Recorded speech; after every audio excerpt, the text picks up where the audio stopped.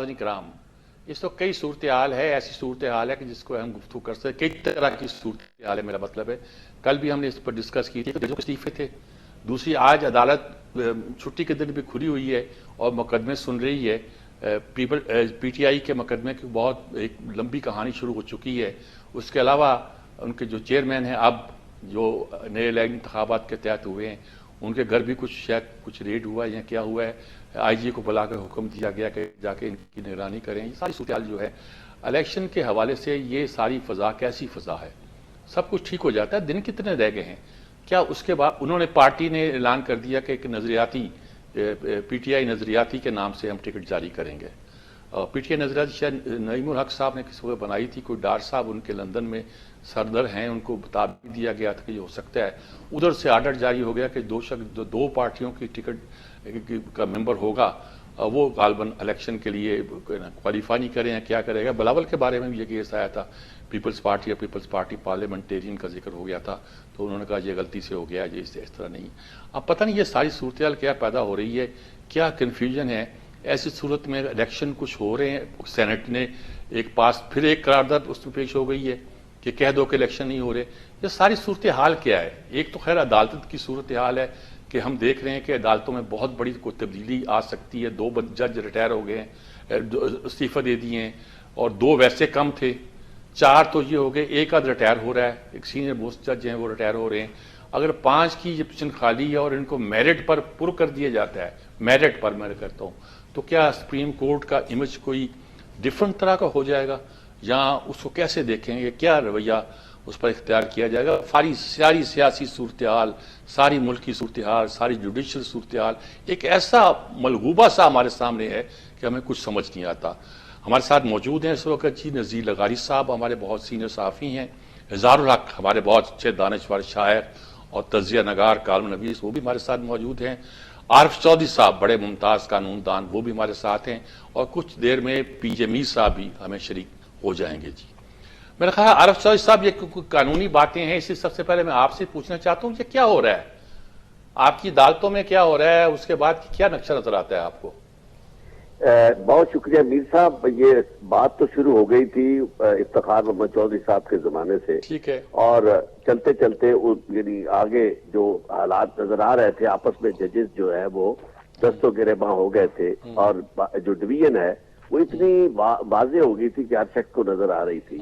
तो इंतजार सबको, खासतौर पे यानी मुस्लिम लीग नून को इंतजार काजी साहब का था कि वो तशरीफ ले आएंगे तो सारे मामला उनकी मर्जी के मुताबिक हो जाएंगे। तो काजी साहब ने आते ही जो जितना जारहाना इनिंग्स खेलनी शुरू की, वो सबके सामने, स्पेशली उन्होंने मेहरबानी कर दी कि पूरी कौम और दुनिया देखे कि अदालतों में वकला के साथ क्या होता है, और अदालतों में चीफ जस्टिस और उनके साथी जजेस जो हैं वो किसी को सवाल का जवाब ही नहीं देने देते, सिर्फ सवाल ही करते हैं, और जब कोई जवाब देने लगता है तो दरमियान में, और फिर जिस चीज को उन्होंने करना है नहीं वो तो ठीक है, लेकिन ये 2 जज थे, ये तो बहुत दिनों से मुतनाज़े थे।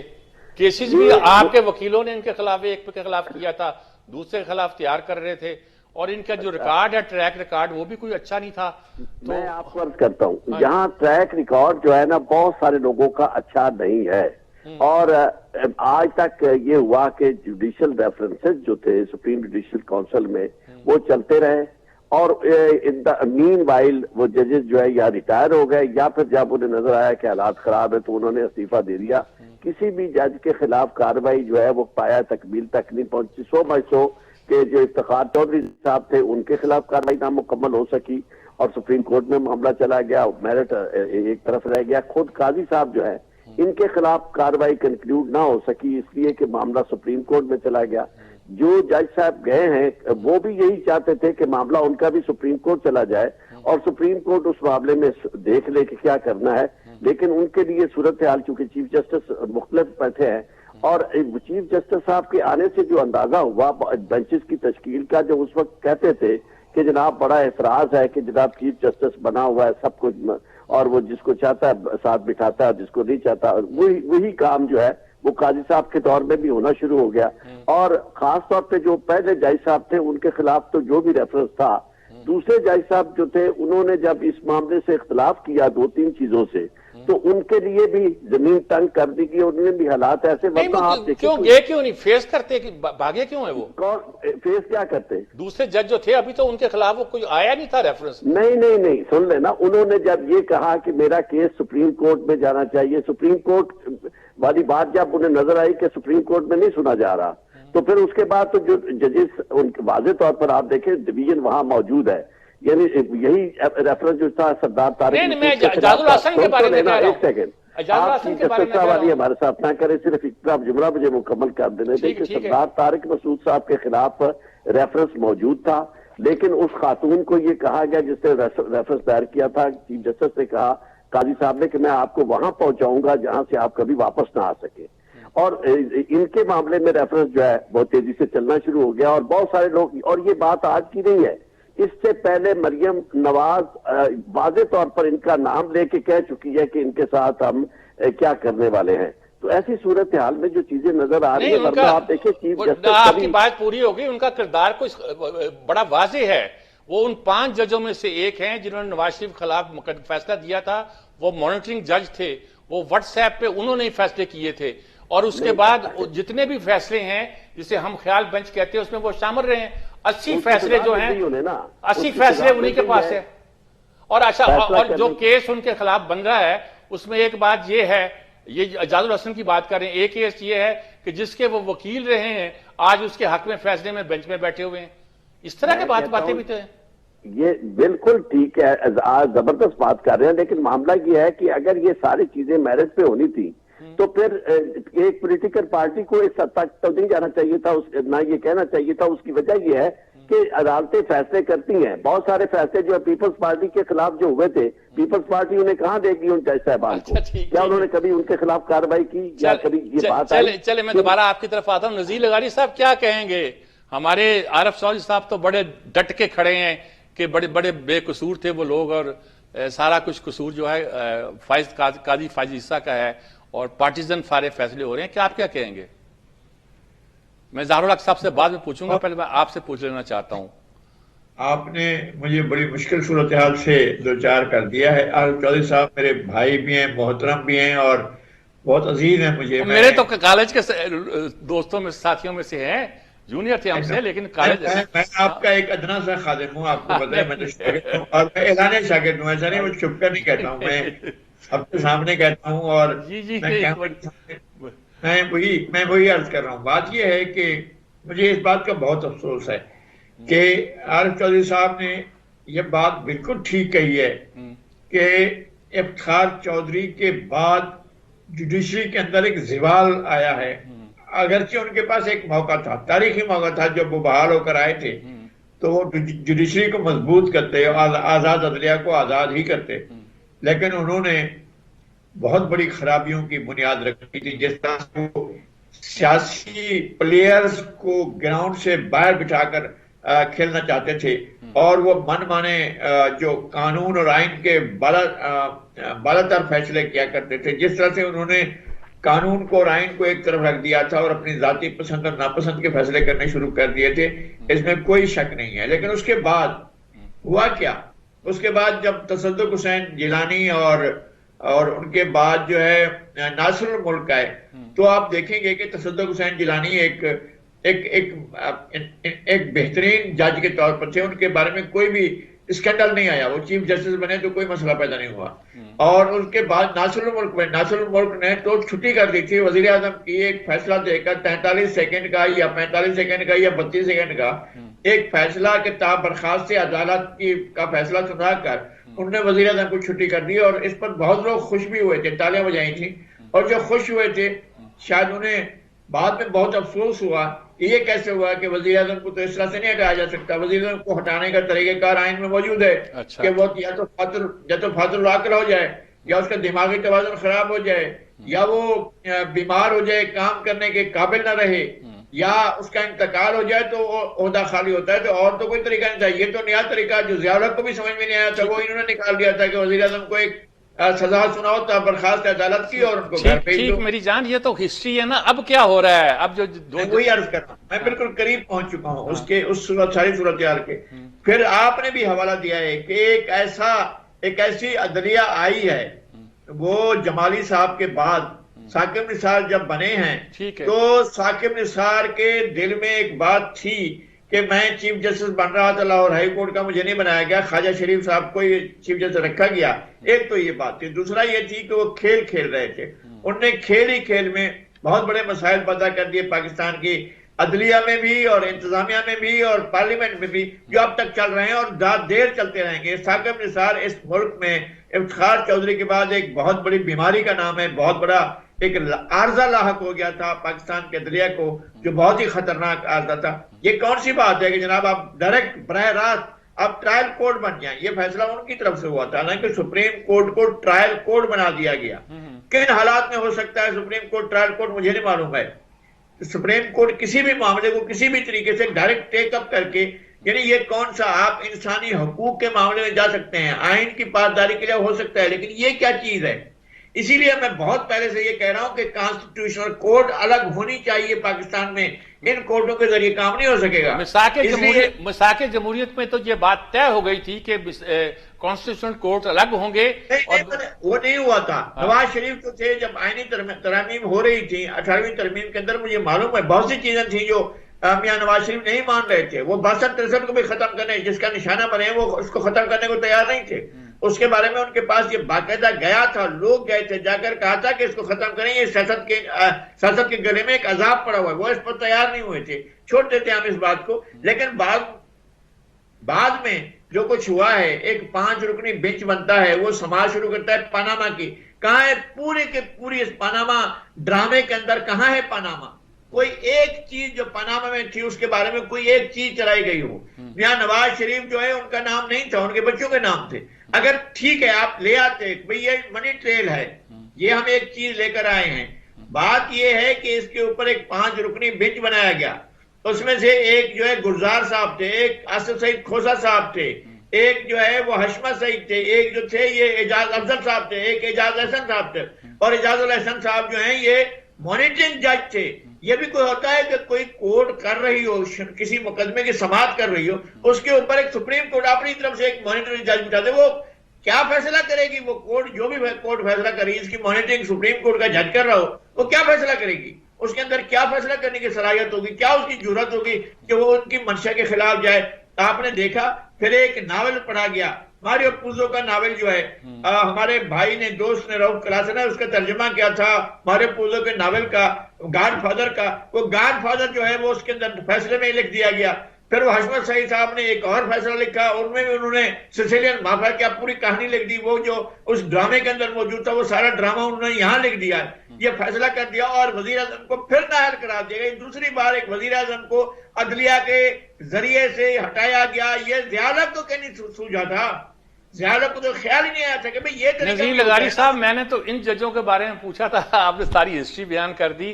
खैर इस पर मैं दोबारा वापस आता हूं, क्योंकि ये इस सेगमेंट का वक्त बहुत कम रह गया और मैं ज़ारुल हक साहब की राय जरूर जानना चाहता हूं। पीजे मीर साहब से अगर हम बाद में भी ले लेंगे। तो ज़ारुल हक साहब, आपकी क्या राय है आप इस सारी सूरत हाल पर? मैंने सवाल तो लंबा पूछा था, इलेक्शन के बारे में भी, जो आज केस है उसके बारे में बहुत लंबा चल, लेकिन ये जजों का मसला जो है इस पे हम अटक के रह गए हैं, और इससे ज्यादा हम अटक के रह गए इस बात पर कि अदलिया क्या करती रही है और अब क्या कर रही है। आप क्या कहेंगे सारी सूरत हाल पर?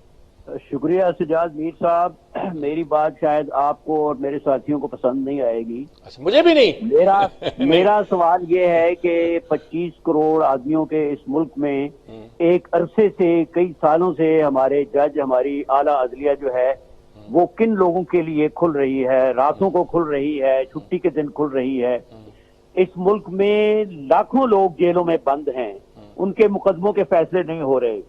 आपको अच्छी तरह पता है कि ऐसी मिसालें हैं हमारे सामने, ऐसी दर्दनाक और ऐसी इबरतनाक और ऐसी शर्मनाक के लोग मर गए जेल में और उसके बाद उन्हें रिहा करने के हकाम हुए। फांसी चढ़ गए लोग और उसके बाद उनको रिहा करने का हुक्म हुआ। अभी आपको याद होगा कि चंद साल पहले एक दीवानी मुकदमे का 100 साला उसकी सालगिरह मनाई गई। 1900 और कुछ में वो शुरू हुआ था और अभी तक वो मुकदमा चल रहा है। मैं पूछता हूं कि क्या हमारे जज जो हैं, जिनके पर्स जो हैं वो एक गरीब आदमी, एक आम आदमी, एक अच्छा भला मिडिल क्लास का आदमी भी नहीं सोच सकता, इनको ताहयात इनके पेट्रोल मुफ्त हैं, इनको 5-5 अहलकार जो हैं वो इनकी तादमे आखिर इनकी खिदमत पर मामूर रहते हैं, इनको भारी पेंशनें मिलती हैं, लेकिन मुकदमों के फैसले किन लोगों के लिए हो रहे हैं? ये क्या ये आला अदलिया जो है ये सिर्फ अशराफिया के लिए है? क्या ये सिर्फ सियासतदानों के लिए है? क्या ये सिर्फ उन लोगों के लिए है जिनकी पार्टियों पर मोनोपोली है, जो इंडस्ट्रियलिस्ट हैं, जरदारी साहब जैसे, इमरान खान साहब जैसे, नवाज शरीफ साहब जैसे? कितने शर्म की बात है।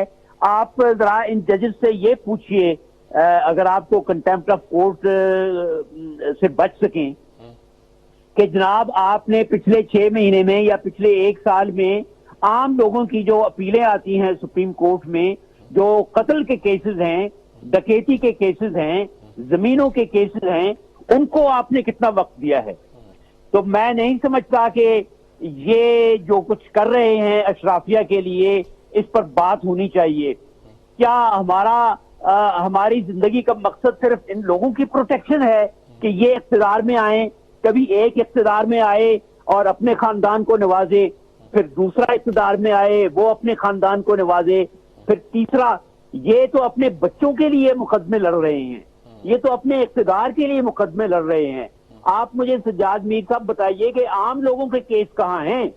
मैं एक गांव से ताल्लुक रखता हूं, मुझे पता है कि लोग अपनी जमीनें बेचकर, अपने जानवर बेचकर, अपने बच्चों का पेट काटकर, अपनी फसलें और अपनी खेतियां बेचकर मुकदमे कर रहे हैं, वकीलों की जेबें भर रहे हैं। कत्ल के केसेस हैं, बेशुमार कत्ल के केसेस हैं। आपको पता है हमारे कल्चर में, हमारा जो रूरल एरिया है उसमें कत्ल एक आम बात है। लोग जेलों में मर रहे हैं 10-10 साल से, औरतें जेलों में हैं, उनके बच्चों की पैदाइश और अफजाइश जेलों में हो रही है। उनकी कौन करेगा दाद रसी, उनकी कौन करेगा? ये उनके मुकदमे क्यों नहीं सुनते? ये एतवार के दिन आम लोगों के लिए अदालतें क्यों नहीं खोलते? ये छुट्टी के दिन उनके लिए क्यों नहीं अदालतें खोलते और आधी रात को क्यों नहीं खोलते? मुझे आप इस सवाल का जवाब दीजिए।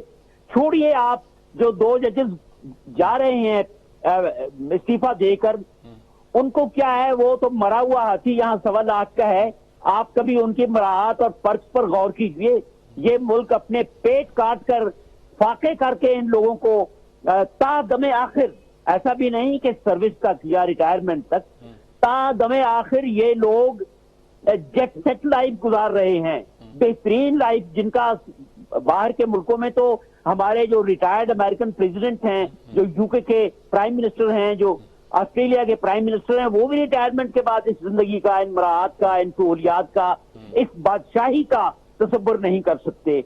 मैं तो ये रोना रो रहा हूं। आप मुझे ये बताइए कि ये जज आम लोगों के लिए कब बैठेंगे? ठीक बात, आप बड़ा एक बुनियादी सवाल उठाया है। हमारे माशरे में ये एक प्रिविलेज क्लास का माशरा बन गया है।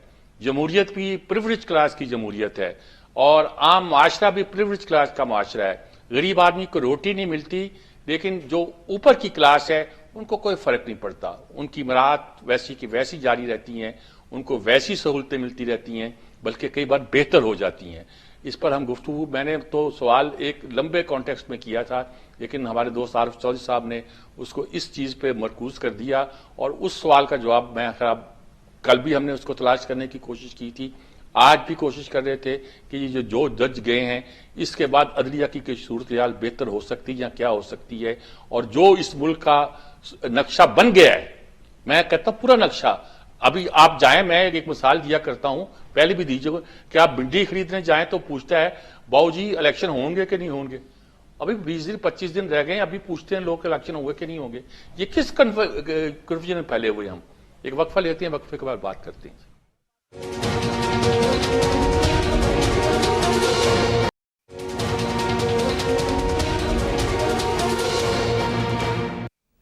जी हाँ, मेरा अब ख्वाहिश तो ये थी कि मैं दूसरी गुफ्तगू जो है वो इज़हारुल हक साहब से शुरू करता, लेकिन एक ऐसा मसला पैदा हो गया कि मुझे दोबारा आरिफ चौधरी साहब की तरफ ही जाना पड़ेगा। आरिफ चौधरी साहब, आपने तो सारी मेरी बहस को हाईजैक कर दिया है।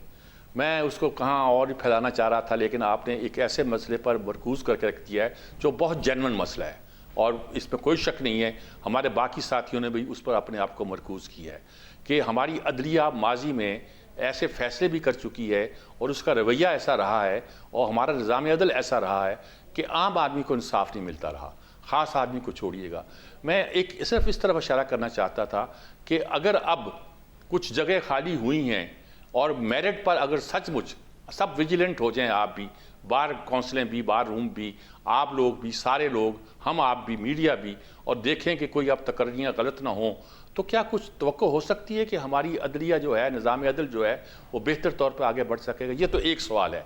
लेकिन इससे निकल कर मैं ये कहना चाहता हूँ कि ये वो नक्शा बन गया है पूरे मुल्क का, मुकदमे पे मुकदमा, ये हर चीज़ अदालत में, हर चीज़ वहाँ, और बाहर की हालत ये है कि कोई इलेक्शन की कोई फ़ज़ा जो चीज़ पैदा होती दिखाई देती। हम खड़े कहाँ हैं? ये दो चीज़ें हैं जो मैं पूछना चाहता हूँ आपसे, ताकि मैं आगे बात कर सकूँ। सबसे पहली बात यह है, मैं कोशिश करूंगा कि इस पे बिल्कुल फोकस करके आपको जवाब दे सकूं। सबसे पहला मामला यह है कि अगर कभी ऐसा होता कि ये सिर्फ ये दो जज साहबान नहीं, जितने भी और जज साहबान करप्ट हैं और नाअहल हैं, उनके खिलाफ कार्रवाई होती, और जो किसी भी तरह सिफारिश के जरिए आए हैं या जाती पसंद और नापसंद की वजह से आए हैं, वो उनके खिलाफ कार्रवाइयां, जिनके खिलाफ पेंडिंग भी हैं या कई लोगों के खिलाफ कार्रवाइयां चली हैं लेकिन आगे बढ़ नहीं सकी, अगर फैसले होते तो बात बिल्कुल ऐसी थी और उनकी जगह मेरिट पे लोग आते तो मामला बड़ा सही हो सकता था। अब सूरत हाल ये है कि मेरिट को एक तरफ रख के इस वक्त दरमियान में जब चीफ जस्टिस साहब आए हैं, जो तवक्कुआत थी उनसे लोगों को, वो तवक्कुआत बिल्कुल पूरी नहीं हो रही। सबसे पहली बात यह है कि जो फैसले वो कर रहे हैं वो अपनी पसंद और नापसंद से फैसले कर रहे हैं, और सबसे पहले उनके आते ही वो डिवीजन जो हमें अंदर नजर आ रही थी वो बाहर वाज़े तौर पर आ गई, और वही कुछ हुआ जिसका खतरा था। अब इस सूरत हाल में अगर वो फौरी तौर पर इन जगहों पे जजेस लगाएंगे तो वो जजेस यकीनन वही लगाएंगे जिनको वो पसंद करते हैं और जिनका मेरिट से कोई ज्यादा ताल्लुक नहीं होगा। इसलिए कोशिश ये करनी चाहिए कि एक महीना जो इलेक्शंस का है इसको कम से कम निकाल लिया जाए, इलेक्शन जबरदस्त हो जाए, फिर पार्लियामेंट जो है वो इस मामले में कानून साजी भी करे कि जज किसको बनना चाहिए और क्या म्यार होना चाहिए जज बनने का, ताकि वंस फॉर ऑल ये मामला तय हो जाए। वरना अगर यही रहा सिलसिला तो आज हम जो सजा ले रहे हैं वो सज्जाद अली शाह वाले केस की सजा ले रहे हैं, जिसमें उन्होंने कहा था कि जनाब जज जो है वो खुद ही जज बनाएगा, और यही आज तक जो हालत हो रही है वो जज खुद जज बना रहे हैं। और दूसरी बात यह है कि ये जो आपने फरमाया है कि ये बड़े बड़े मामला जो इनके पास है और छोटे मामला की तरफ तवज्जो नहीं दी जा रही, ये बात बिल्कुल हर शख्स जानता है। और इस वक्त इलेक्शन की फिजा इसलिए भी नजर नहीं आ रही कि एक पार्टी को आपने मैदान से निकालने के लिए हर चीज को तहवाला कर दिया है। अगर आप देखें उनको भी मेरिट पे देखें और चीफ जस्टिस की सतह पे ये चीजें देखी जाए कि जनाब ये कौन सी बड़ी बात है, छोटी सी रेगुलरिटी अगर है भी तो उसकी बुनियाद पर आपने इतना कर दिया, और इलेक्शन कमीशन चला गया है सुप्रीम कोर्ट तक, और सीनियर तरीन वकील लेकर, एक्सपेंसिव वकील लेकर, पर्सनल बन के जाके कोशिश कर रहा है सिर्फ एक मसले के लिए। और जबकि चीफ जस्टिस साहब कहते हैं कि जी 8 फरवरी की डेडलाइन जो है that has to be met. अगर वो डेडलाइन मीट करनी है तो आप किसी भी पार्टी को इस तरह कैसे महरूम रख सकते हैं? और आज के दिन तक अगर वो टिकट के मामले में या बदले निशान के मामले में वो क्लियर नहीं होंगे तो किस तरह इलेक्शन आगे चलेगा? चलिए ठीक है, ठीक, नज़ीर लारी साहब उन्होंने अपनी बात कर दी और इनकी बात पर एक टिल्ट भी दिखाई देता है। हम सबकी बातों पर एक टिल्ट होता है, और ये कहना कि हम सब गैर जानदार हुआ करते हैं, हुआ नहीं करते। और बल्कि हमारे बुजुर्ग मेजर इब्नुल हसन साहब ने एक बहुत खूबसूरत फिक्रा लिखा था अपने एक कालम का। पहला फिक्रा ये था कि खुदा ना खास्ता आप कहीं ये तो नहीं समझते कि मैं एक मारूजी आदमी हूँ, यानी कि ये एक हमें सब्जेक्टिव होना गाली महसूस होता है। हालांकि हम में से हर आदमी जो है ना किसी हद तक सब्जेक्टिव होता ही है। We only objectify our subjectivity जहाँ कहा जाता है। अब आपको ये गुफ्तगू को अगर आप जरा तेजी के साथ मुख्तसर करके आगे बढ़ के कुछ आप बताएं कि क्या रहा है हमारे साथ। मैं आपकी दोनों तीनों बातों का एक बहुत जल्दी से जवाब दे देता हूँ। एक तो ये है कि जो खराबी आ रही है हमारी अदलिया के अंदर से वो जस्टिस मुनीर से शुरू होकर अब तक पहुंची है। आप आरिफ चौधरी साहब मेरे बहुत मोहतरम है, रियली बहुत मोहतरम है मेरे लिए, लेकिन उन्होंने उमर अता बंदियाल का नाम नहीं लिया, जिन्होंने जाती कोड बना दी थी, जाती पर्सनल अदलिया के इतने बड़े इदारे को अपना जाती गुलाम बना दिया था और जाती तौर पर फैसले कर रहे थे। बिल्कुल उन्होंने अदलिया को कोई तस्वर भी नहीं था ना, वो पूरे का पूरा उमर अता बंदियाल का दौर। गुलजार साहब का क्या मसला था, वो क्या कर रहे थे? मुझे नहीं कहना चाहिए सारा कुछ। जस्टिस साकिब निसार क्या कर रहे थे, और उन्होंने सबसे अच्छी बात यह की कि अब पार्लियामेंट को यह मौका होना चाहिए, पार्लियामेंट को सबसे पहले इस मसले को हल करना चाहिए कि जजेस का तकर्रुर कौन सा ऐसा ट्रांसपेरेंट तरीका हो कि जिसके जरिए जजेस का तकर्रुर हो और चीफ जस्टिस का तकर्रुर भी उसी तरीके से कोई तरीकेकार मुतय्यन किया जाए। सजाद अली शाह का तरीका खुद सजाद अली शाह को डूबा था, तो अब और किसी को कैसे चलने देगा, एक बात। दूसरी बात यह है कि इंतखाबात का माहौल बन पा रहा है, नहीं बन पा रहा है, लेकिन इंतखाबी मुहिम शुरू हो गई है। आज कल 2-4 दिन में PMLN भी शुरू हो जाएगी, पीपल्स पार्टी भी इंतखाबी मुहिम चला रही है, और PTI को इसका खुला मौका मिलना चाहिए कि वो भी अपनी इंतखाबी मुहिम चलाए, और अपने उम्मीदवारों के उन्होंने ऐलानात कर दिए हैं, सारा कुछ हो गया है। जब उम्मीदवार सामने आ गए हैं तो अब खेल शुरू हो जाना चाहिए, और तमाम लोगों को इलेक्शन से फरार का कोई रास्ता नहीं होना चाहिए, तमाम रास्ते बंद कर देने चाहिए और इलेक्शन की तरफ सबको जाना चाहिए, और कोई रास्ता नहीं। ठीक बात जी। ज़हुल साहब, इलेक्शन की तरफ जाते हुए तो सब हर कहता है, दूसरे लोग कहते हैं इलेक्शन करा लो तो भी मुसीबत, ना कराओ तो भी मुसीबत, और अगर हो जाएंगे तो बेहतर है कि हो ही जाएं, जब दोनों तरफ मुसीबत है। लेकिन होने के बाद कुछ अरसा कोई भी जीते, ये जीते वो जीते, हमारे लिए मुश्किलात ही मुश्किलात हैं। कम से कम 3, 4, 6, कुछ लंबा अरसा कहते हैं 7-8 महीने के लिए। क्या कहेंगे आप उसका? दलाइल देते हैं बहुत से, IMF फलाना ये वो, मैं दलाइल पर नहीं चाहता। आप क्या कहते हैं, आपको क्या नज़र आ रहा है? आपकी विजन माशाल्लाह खासा आप गहरी नज़र रखते हैं, अदब का भी मुतालिया किया है, तहजीब का भी मुतालिया किया है। सिर्फ आपकी नज़रें मुआशरत पर नहीं रुक जाती बल्कि तहजीब की अंदरूनी तहों पर भी जाती हैं। आप क्या कहते हैं इस मसले? मीर साहब, मेरी विजन क्या होनी है? मेरी तो ऐनक के शीशे का नंबर ही इतना ज्यादा है, मुझे तो कुछ नजर ही नहीं आता। अगर आप अगर विजन का मतलब आप ऐनक से देखना लेते हैं तो फिर तुम्हारा भी बहुत खराब है। क्या देखें, हम लोग ज़हनी नापुख्तगी के उस दर्दनाक और खराब मरहले पर हैं कि जो भी जीता उसे हुकूमत किसी ने नहीं करने देनी, टर्माइल होगा हमेशा। क्योंकि यहाँ अगर इलेक्शन फेयर हो तो तब कोई नहीं मानेगा, अनफेयर हो तो तब कोई नहीं मानेगा। लेकिन सवाल और हैं। यहाँ मेरे 2 बुजुर्गों ने जो मुझसे ज्यादा साहिबान इल्म हैं उन्होंने बात की है कि जजों का तकर्रुर कैसे होता है, और एक साहब ने ये भी कहा है कि जज खुद जज बनाते हैं। आप देखिए कि इस मुल्क में सियासतदान जो है वो इलेक्शन के भट्टी से गुजर कर आता है। फौजी जो अफसर है वो ISSB और काकूल के सख्त मराहिल से गुजर कर आता है। ब्यूरोक्रेट जो है वो CSS का इम्तिहान, आपको खुद पता है, आपने गवर्नमेंट कॉलेज से अच्छे वक्तों में MA इंग्लिश किया है और आपके बहुत से दोस्त अफसर बने हैं, वो भी बड़े लंबे मराहिल से होकर गुजरते हैं। सवाल ये है कि जज कैसे मुकर्रर होते हैं? क्या सिर्फ ये जो कड़े मराहिल से गुजरकर ऊपर आना ये सिर्फ ब्यूरोक्रेट्स या फौजियों के लिए या सियासतदानों के लिए है? जजों के लिए कोई इम्तिहान क्यों नहीं है? जज आखिर किस तरह मुकर्रर होते हैं? क्या ये इंसाफ की बात है?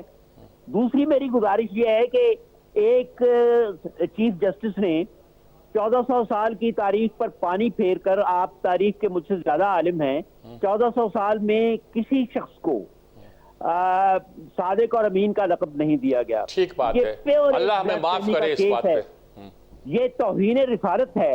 वो जो जज साहब थे जिन्हें जेलों में बंद, फांसी और कत्ल के मुजरिमों से ज्यादा डैम का दर्द था, उन्होंने ये जो दिया है लक़ब एक इंसान को, जाहिर है इमरान खान बहुत बड़े आदमी हैं, मुझसे बहुत बेहतर हैं, बहुत काबिल कद्र हैं, लेकिन रिसालत मआब सल्लल्लाहु अलैहि वसल्लम के सामने मेरे मुंह में खाक और मेरे मुंह में पत्थर किसी की क्या हैसियत है?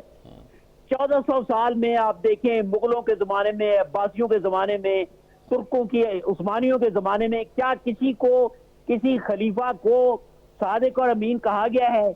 मैं तो कहता हूं कि इस मुल्क पर अगर अजाब नहीं आया तो ये खुदा की खास मेहरबानी है और रस्सी दराज हो रही है। वो बाबा जी अब कहाँ हैं? उनसे क्यों नहीं पूछा जाता? मेरा एक और सवाल है बतौर तालिब इल्म कि जिस जज के खिलाफ सुप्रीम जुडिशल काउंसिल में केस जाता है, अगर वो इस्तीफा दे दे तो वो इल्जामात ड्रॉप क्यों हो जाते हैं? वो मुकदमा रुक क्यों जाता है? उसे मंतकी नतीजे तक, अंजाम तक क्यों नहीं पहुंचाया जाता? क्या वो धुल जाता है? या इस्तीफा देने के बाद क्या वो बरात के लिए अगर वो जाता है तो वो मुकदमा जारी क्यों नहीं रहता? उसे सजा क्यों नहीं देती? मैं तो यही बातें करूंगा आपसे, और ये वो बातें हैं जो अच्छी नहीं लगती बहुत से और लोगों नहीं को। पसंद लोगों को। ये बहुत बिल्कुल दुरुस्त कहा जी। बहुत से सवाल उठ गए हैं जी कि हम जजों का तकर्रर जज ही क्यों करें। और इफ्तिखार चौधरी साहब ने ये काम करके दिखाया था कि जब फैसला हो गया कि जो कुछ इस तरह का कि अगर कोई कमेटी जो बनाई गई थी वो रिजेक्ट कर दे तो दोबारा जज जो है अपनी अपील कर सकता है और सुप्रीम कोर्ट दोबारा फैसला दे सकता है, यानी फिर चीफ जस्टिस के पास आएगा, उसकी स्वाबदीद पर होगा कि वो उसको जज मुकर्रर कर दे या ना मुकर्रर करे। ये गरीब सूरत हाल है। अमेरिका में जज मुकर्रर होता है तो सेनेट की इतनी लंबी चौड़ी हेयरिंग होती है, इतनी जवाब तलबी होती है कि कोई ऐसा छोटा मोटा करप्ट आदमी जो है वो फेस नहीं कर सकता। तो हमारे यहाँ क्या रवाज होना चाहिए, वो शायद वो तो ना हो लेकिन कुछ तो होना चाहिए ना, कुछ तो क्राइटेरियन होना चाहिए। कैसे इस बात को लेकर आगे चलें, कैसे ये मुल्क आगे चलेगा। एक वक्फा लेते हैं, वक्फे के बाद आरफ चौधरी साहब से पूछता हूँ कुछ रहनुमाई करें, फिर बाकी साथियों से कुछ कहूँगा कि वो लेके बात को आगे बढ़ेंगी। एक वक्फा, वक्फे के बाद हाजिर होती हूँ।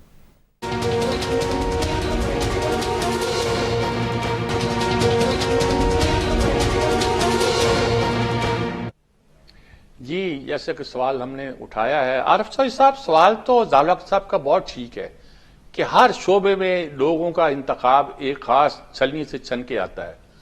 ये जजों का फैसला जज ही करें और जज ये देखें कि किस चैम्बर से लेना है, किस चैम्बर से नहीं लेना, और किसको प्रमोट करना है, कौन सूट करता है, कौन सूट नहीं करता। ये कोई दुरुस्त तरीका है। और वैसे तो कि ना फौज में भी ये है कि किसी को सजा देनी हो, एहतसाब करना है तो फौज के अंदर से ही उसका निज़ाम मौजूद है। जजों का भी हमने सुप्रीम जुडिशल काउंसिल बना दिया हुआ है। कोई सिस्टम हम कोई और सोच सकते हैं कुछ दोनों मामलों में, तकर्रर के मामले में भी और उनकी निकालने के मामले में भी। जी मीर साहब, एक जुमला अर्ज करना चाहता हूँ कि ये जो कुलदीप नायर थे वो लाहौर आए हुए थे, मेरा उनसे काफी ताल्लुक था, तो मुझे कहने लगे हुए जजमेंट आ गई हूँ ਤੇ ਹੁਣ ਜੱਜ ਜਿਹੜੇ ਨੇ ਉਹ ਆਪਣੇ ਭਤੀਜਿਆਂ ਨੂੰ और ਭਣੇਵਿਆਂ ਨੂੰ ਬਣਾਉਣਗੇ जज। ये मेरिट इन्हें कहीं और से नहीं मिलेगा क्योंकि वो बुनियादी कहने लगे कि हम असी चुप रहे हैं, तुसी चुप हो गए। क्योंकि पहली जजमेंट इस तरह की जो सज्जाद अली शाह वाली जजमेंट जो थी उससे पहले इंडिया में आई थी, इंडिया में भी यही कार है जज बनाने का। लेकिन बुनियादी तौर पर मामला जो है वो अमेरिकन स्टाइल मुझे इस मामले में ज्यादा पसंद है। उसकी वजह यह है कि आप जब नॉमिनेट प्रेसिडेंट या प्राइम मिनिस्टर ही करेगा जज को कि किसको जज आपने बनाना है, और इसी तरह नीचे गवर्नर करेगा सूबाई हाई कोर्ट के लिए। लेकिन उसके लिए जो तरीकेकार होना चाहिए वो होना चाहिए जिसकी तरफ आपने इशारा दिया कि उसकी बाकायदा स्क्रूटनी हर जगह से हो। ये खुफिया इंटेलिजेंस की रिपोर्टें जो है वो काफी नहीं है, पब्लिक हियरिंग हो, जिस जज के बारे में लोगों को पता हो, बार काउंसिलों को पता हो, बार एसोसिएशनों को पता हो कि हमारे साथ वो प्रैक्टिस करता रहा है। अगर वो वहां करप्ट था तो उसकी करप्शन की एविडेंस पहले देनी चाहिए, बजाय इसके कि आपको अभी बहुत सारे जजेस जो करप्ट हैं ये आज करप्ट नए नहीं बने, ये पहले भी करप्ट थे, लेकिन जब जज बन गए तो उसको उन्होंने और चार चांद लगा दिए। तो सूरत हाल ये है कि आपको म्यार बदलना होगा और पार्लियामेंट जो है उसको इस मामले में अपनी ताकत दिखानी होगी और वो वापस इख्तियारात लेने होंगे। ये जो लफ्ज था ना कि जी इसको मीनिंगफुल होना चाहिए कंसल्टेशन को और इफेक्टिव होना चाहिए, उसका मतलब ये नहीं था कि जज ये सिर्फ एक पोस्ट ऑफिस हो, गवर्नर का ऑफिस या प्रेसिडेंट का ऑफिस, और बाकी सारा फैसला जो है वो चीफ जस्टिस करे, सूबाई या वफाकी चीफ जस्टिस। तो मामला ये है कि अब सारी सजा हम जो दे रहे हैं वो इस वजह से दे रहे हैं, जितना भी आप देखें रिश्ते, और होना ये चाहिए कि अगर किसी का रिश्तेदार करीबी जज के तौर पर आ रहा हो तो उसको बिल्कुल उस हाई कोर्ट के लिए नहीं देखा जाना चाहिए जिस तरह दूसरी दुनिया में होता है। ये रिश्तेदारियां और तल्लुकात और वास्ते और करप्शन और सिफारिश और फिर उसमें सियासी वाबस्तगियां जो है इस हद तक होगी। इफ्तिखार चौधरी साहब ने तो जो नॉन पॉलिटिकल लोग थे जिनकी जो पार्टियों की तरफ से इलेक्शन लड़ चुके थे उनको भी उन्होंने जज बना दिया। तो मामला ये है कि ये जब तक हम ये पसंद और नापसंद चीफ जस्टिस की नहीं बदलेंगे, अब इस वक्त जो सूरत हाल है वो बिल्कुल एक गैर फाल किस्म की और गैर मुअस्सर, यानी क्या कहना चाहिए, बगैर किसी असर के वो इनका निजाम है जिसमें वो। ठीक बात है जी। नजीर लगारी साहब ये तो कहते हैं कि कुछ अमेरिका से बदल लें जो उनका निजाम है, कुछ उस निजाम से बदल लें, और जो हमारे यहाँ जो तरीका है जज बनाने का ये तरीका ही डिफेक्टिव है और सारी खराबियां इस पर पैदा होती हैं। और शरीफुद्दीन पीरजादा जब बड़े मशहूर वकील गिने जाते हैं, और मशहूर वकील थे भी, और कानूनदान भी कोई शक नहीं, बड़े कमाल के थे, काया आदमी थे वैसे तो, लेकिन उनके बारे में ये था कि वो क्यों नहीं उनकी बात सुनी जाएगी। आधे से ज्यादा तो जो सुप्रीम कोर्ट होता है या हाई कोर्ट होता है वो उनके चैम्बर के लोगों का पर मुश्तमल होता है। तो ये क्या क्या सूरत हाल है, क्या नक्शा है इस पर? जी बिल्कुल ठीक कहा है। मेरे ख्याल में आरिफ साहब की तजवीज़ बहुत शानदार है और हमें अवाम के इदारों की तरफ जाना चाहिए और उन्हीं से मदद लेनी चाहिए। ये हो गया था, बाद में इफ्तिखार चौधरी साहब की वजह से एक आईनी तरमीम आई थी जिस पर उन्हें शदीद एतराज़ात किए थे। वो तो आइन को मानने को तैयार नहीं थे, वो आइन के हल याफ्ता भी नहीं थे। मैं ये रिकॉर्ड पर रख रहा हूँ कि वो आइन के हल याफ्ता नहीं थे। वो उन्होंने जब सुप्रीम कोर्ट का हल उठाया था तो वो जनरल मुशर्रफ के पहले पीसीओ पर हल उठाया था, उसके बाद उन्होंने कभी भी आइन पर हल नहीं उठाया था। वो आइन को मानते ही नहीं थे और इफ्तिखार चौधरी के बाद ये बेड़ा गर्क हुआ है, सारी सूरत हाल हुई है, वो उसके बाद ही हुई है। मैं ये कहता हूं कि आईनी तरीकेकार ये होना चाहिए कि एक जुडिशल कमेटी का उसमें होना चाहिए, पार्लियामेंट का होना चाहिए, दोनों ऐवान उसमें शामिल हो, बार काउंसिल उसमें शामिल हो, बार एसोसिएशन उसमें शामिल हो, और जुडिशरी से अगर कोई नुमाइंदा लेना हो तो लेना, वरना कोई उसकी जरूरत भी नहीं है। ये बैठकर फैसला करें और इस तरह फैसला नहीं चाहिए कि मेरी बार तेरी बार की बात नहीं होनी चाहिए। ऐसा है कि आप देखें यहाँ पर भी हमें मालूम है कौन सी बार से कौन सा जज साहब तशरीफ ला रहे हैं और किस जगह से कौन से किस इंस्टीट्यूशन से कौन आ रहे हैं, हमारे सामने होता है, हम हर चीज देख रहे होते हैं। ऐसा आपने देखा है कि जनाब जस्टिस हमीदुर रहमान है, मैं उनकी काबिलियत का बिल्कुल क्वेश्चन नहीं कर रहा हूँ, फिर इकबाल हमीदुर रहमान उनके साहिबजादे आ जाते हैं, फिर एक जज साहब आ जाते हैं, उनके बेटे जज साहब आ जाते हैं, फिर एक जज साहब होते हैं उनके, और एक साहब जज साहब होते हैं उनकी बीवी जज साहब आ जाती हैं। यह हुआ है ना इस मुल्क के अंदर, चीफ जस्टिस भी और चीफ जस्टिस की बीवी भी जज बनी है। तो ये इस तरह का तरीकेकार अगर रखेंगे तो फिर यही कुछ होगा। मेरे ख्याल में बहुत ज्यादा जरूरत है सामर की है कि पार्लियामेंट के दोनों ऐवान उस मुशावरत में हो जो सुप्रीम कोर्ट के जज साहबान के लिए तकर्रुर करे, और हाई कोर्ट के लिए अगर किसी जज की तकर्री करनी है एडहॉक जज की तो यहां से शुरू होना चाहिए कि हर सूबे की असेंबली जो है उसमें भी मामला जाए और बार में भी जाना है, बार काउंसिल में भी जाए। लेकिन बार काउंसिल का मतलब ये नहीं है कि वकीला की इजारादारी हो, और इसी तरह से बार एसोसिएशन में भी मशवरा किया जाए तो ये हो सकता है। लेकिन अगर आप ये चाहते हैं कि आप ठीक बात है रज़ा साहब, ये तो मामला दूसरे पलट गया, दूसरी बात ही शुरू हो गई, और आपने जो शिकायत पैदा की थी उसके लिए इलाज भी तजवीज होना शुरू हो गया। आप भी कोई इलाज तजवीज कीजिएगा? मैं इलाज तजवीज करता हूँ और मैं उसके पहले हुवत शाफी पढ़ता हूँ। मैं आपको ज़ौक़ का एक शेर सुनाता हूँ कि नुस्खा पर लिखने नहीं पाता हुवत शाफी तबीब, कहता है बीमार बस कर मुझको बिल्कुल है शिफा। तो जनाब मैं ये अर्ज करता हूँ कि आप जर्नैलों को बाद अज मर्ग फांसियां दीजिए, उनको कत्ल की सजा दीजिए, आप सियासतदानों को फांसियां दें, जलावतन कीजिए, आप ब्यूरोक्रेट्स को की धज्जियां उड़ाएं, आप सब कुछ करें, लेकिन ये आप पर हराम है और नाजायज है कि आप अदलिया के बारे में, आप जज के बारे में कोई बात करें। जो कंटेम्प्ट ऑफ अदालत, वो कंटेम्प्ट ऑफ कोर्ट का जो कानून है, मैं समझता हूं कि वो बहुत कमजोर है। कानून ये होना चाहिए वो जिस तरह सोवियत यूनियन के जमाने में कहा गया था कि वहां एक शख्स सोचते हुए पकड़ा गया, तो जो आदमी सोचे भी अदालत के खिलाफ, किसी जज के खिलाफ, आप उसको पकड़कर फांसी दे दीजिए। इस मुल्क में सबसे मुकद्दस, जस्टिस मुनीर से लेके अब तक सबसे मुकद्दस जो हैं वो जज हैं और हमारी अदलिया है, और हम जो ये मुल्क हमारा तरक्की के आखिरी जेने पर है, और ये जो स्विट्जरलैंड, अमेरिका, सिंगापुर और मलेशिया और बाकी तमाम मुल्क हमारी तरक्की और हमारी हालत पर रश्क कर रहे हैं, तो इसकी वजह हमारी अदलिया है। तो ये सेरा अदलिया के सर है। मैं ये तजवीज पेश करूंगा कि कोई ऐसे चिप्स मंगवाएं कि अदलिया के खिलाफ अगर कोई आदमी सोचे भी तो उसको आप कंटेम्प्ट ऑफ कोर्ट के जुमरे में लाकर फांसी दे दें।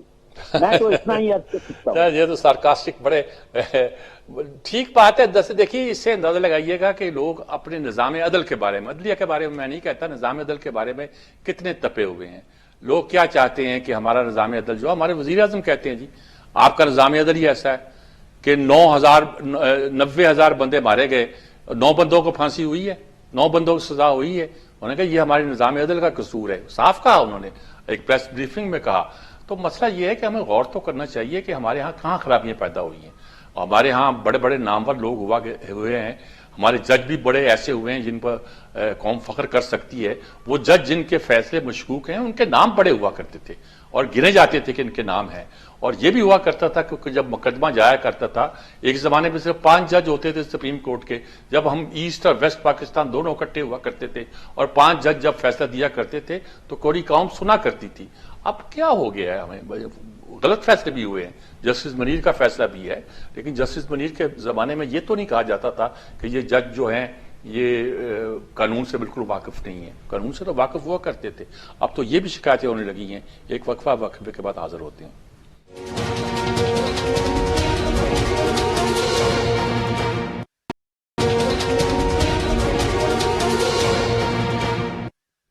जी नाज़रीन कराम, वो कहते हैं पार्टी तो बढ़ गई, आजकल बहुत चला हुआ मुहावरा, तो ये बहस तो बढ़ गई वाली बात है। अब एक चीज जिस पे हम फोकस कर रहे हैं उसी को हम फाइनल पहुंचाएं, तो बड़ा वक्त कम है। आरिफ चौधरी साहब, बॉटम लाइन क्या देंगे इस वक्त, हमें क्या करना चाहिए? कम से कम निज़ाम अदल ठीक हो जाए ताकि आने वाले दिनों में अगर कोई इलेक्शन हो तो उसके बाद हमें ये तसल्ली तो हो कि हमारे मुल्क में अदलिया मौजूद है। देखिए, ये सबसे बड़ी बात है, चूंकि अदलिया, अगर true administration of justice is the firmest pillar of good governance, ये है प्रिंसिपल। और अगर आपने अपना निजाम अदल दुरुस्त कर लिया तो आपने पूरी सोसाइटी दुरुस्त कर ली। अब सिर्फ एक म्यार जिसकी तरफ मैं आपके टाइम को ज़हन में रखते हुए बात करना चाहूंगा कि एक शख्स जो था, एक वकील जिसे जज बनाने के लिए किसी जमाने में एक चीफ जस्टिस साहब ने सोचा और उसे पता चल गया कि उसका नाम रिकमेंड हो गया है, तो वो जब मिलने के लिए गया लाहौर हाईकोर्ट के चीफ जस्टिस को और उसने शुक्रिया उस वकील साहब ने अदा किया तो उनका, तो उन्होंने कहा जी ठीक है। जब वो बाहर निकला तो उन्होंने फौरी अपने सेक्रेटरी को बुलाया और उसे कहा कि इसका नाम ड्रॉप कर दो, मैं तो इसके बारे में कुछ और सोचता था। और ये इतना यानी नीचे का आदमी है कि जो इस बात को अपने लिए बहुत बड़ा एजाज समझ रहा है और मेरी ये समझ रहा है कि मैंने इसकी कोई फेवर की है और ये आके शुक्रिया अदा करने आ गया। तो बात यह है कि अब हालत ये हो गई है कि ये जज बनाने का तरीकेकार, मैं बहुत बड़े बड़े ऑफिस पे रहा हूँ, इलेक्टेड ऑफिस, जहां लोग और मैंने वहां देखा उस वक्त कि वो लोग हमारे जजेस बनते हैं जो हमारी बारों में चीफ जस्टिस के तलवे चाटते हैं और बिल्कुल उनके अंदर किसी तरह की कोई स्पाइन नहीं होती। ठीक बात, आपकी बात समझ। लगारी साहब, क्या कहेंगे आप इस पर? मैं तो इस सलाहियत से ही बेबहरा हूं। मेरे अंदर ये सलाहियत नहीं है कि मैं जजों के मैार के बारे में बात करूं। मसला ये है कि जो मुनसिफ मिजाज जो वो होना चाहिए ना, जिसके पास पहले से जहन बना हुआ हो, वो क्या फैसले करेंगे। पाकिस्तान में हमारी बदकिस्मती है कि हमने कोई ऐसा सिस्टम इवॉल्व नहीं किया है कि जिसके जरिए हम अदलिया का मेयार भी बेहतर बना सकते हैं और उन्हें ठीक भी कर सकते हैं। असल मसला यह है कि हमेशा छांव में रही है और इस अदलिया के ऊपर एक बड़ा बेवहकल किस्म का साया रहा है पाकिस्तान की इस्टेब्लिशमेंट का, जिसके नीचे इसने काम किया और कभी भी उसको ना किसी और इदारे को आजादी के साथ काम करने का मौका नहीं मिला है। पाकिस्तान के अवाम को डायलॉग के जरिए, गुफ्तगू के जरिए, जिद्दोजहद के जरिए, अपने आवाज उठाने के जरिए ये आवाज उठाना चाहिए कि हकीकी जमहूरियत बहाल हो, हकीकी तौर पर अवाम के मुंतखब नुमाइंदे मुंतखब होकर आए और हकीकी एक अदलिया बने। अगर ऐसा हो सकता है तो फिर आप जा सकेंगे। अगर इसी तरह से काम चलाया गया कि कहीं से आ गया है, कोई खास आप पर नजर पड़ गई है और आप एक खास किस्म के मिजाज के आदमी हैं, तो ही आपका रास्ता खुलता है, वरना रास्ते बंद रहते हैं। तो मेरा ख्याल यह है कि पाकिस्तान को एक जरूरत है ऐसे निजाम अदल की जिस पर कोई उंगली ना उठा सकेगी। जी ज़ालक साहब, आपके लास्ट वर्ड्स क्या हैं? लास्ट वर्ड ये हैं क्योंकि इसके बाद प्रोग्राम हम खत्म करेंगे। आपको एक छोटा सा वाक़या सुनाता हूँ कि जब शौकत अजीज वजीर आजम थे तो एक एयर चीफ रिटायर हो रहे थे और दूसरे एयर चीफ आ रहे थे, तो एक डिनर पार्टी थी। तो मैं उस वक्त जो मजदूरी कर रहा था, उस मजदूरी के हवाले से मैं भी वहां मुद्दऊ था। आप थे मिलिट्री ऑडिटर जनरल थे शायद नहीं, मैं उस वक्त additional secretary ministry of defence था। अच्छा। तो एक साहब जो थे जिन्हें मैं नहीं जानता था, वो आगे बढ़ कर लोगों से खुद मुसाफा कर रहे थे। तो मैंने पूछा, पता नहीं किससे पूछा, शायद उमर अयूब खान साहब थे वहां, वो उस वक्त मिनिस्टर ऑफ स्टेट थे, कि ये कौन है। तो उन्होंने कहा थी कि ये इफ्तिखार चौधरी साहब हैं हमारे चीफ जस्टिस। तो आपने जमशेद मार्कर की किताब पढ़ी होगी जो उनकी ऑटोबायोग्राफी है। जी। उन्होंने लिखा है कि लियाकत अली खान ने चीफ जस्टिस को डिनर पर बुलाया था, तो उस वक्त के चीफ जस्टिस ने माजरत कर दी और लियाकत अली खान ने कहा था कि हमने अपना काम किया और उन्होंने अपना काम ठीक किया है। तो मैं तो यही कहूंगा, अब आप इससे आगे अंदाजा लगा लीजिए कि हम कहाँ पहुंच गए। ठीक बात है जी। नाज़रीन इकराम, सारी गुफ्तगू आपने सुनी। हम चाहते हैं कि हमारे मुल्क में हमारा निज़ाम ठीक हो और ख़ास तौर पर निज़ाम अदल ठीक हो। निज़ाम अदल में जो हमारे असूल माजी में भी कायम हुए थे कि चीफ जस्टिस सिर्फ इस बात पर कि उसको लगा कि इसने आके मेरी तारीफ कर दी है या शुक्रिया अदा कर दिया, उसका नाम काट दिया, या इस बात की कि प्राइम मिनिस्टर ने बुला लिया चीफ जस्टिस को तो उसने कहा नहीं इनके तो मुकदमात मेरे पास है, वो आया नहीं। तो ये सारी सूरत हमारे यहाँ होती रही है। लोग असूल के हुआ करते थे तो कुछ मामला चलते थे। अब हम जो कुछ कर रहे हैं ये तो नहीं कह सकते कि असूल के लोग ढूंढते, ये तो कर सकते हैं कि अपना निज़ाम ठीक करें, बेहतर करें। अमेरिका के सेनेट के निज़ाम की बात की गई और बहुत सी मिसालें दी गई। हम कोई निज़ाम बनाएं और वफा करके इस मुल्क को सही डगर पर चलाएं। इजाज़त चाहता हूँ। अल्लाह हाफिज़।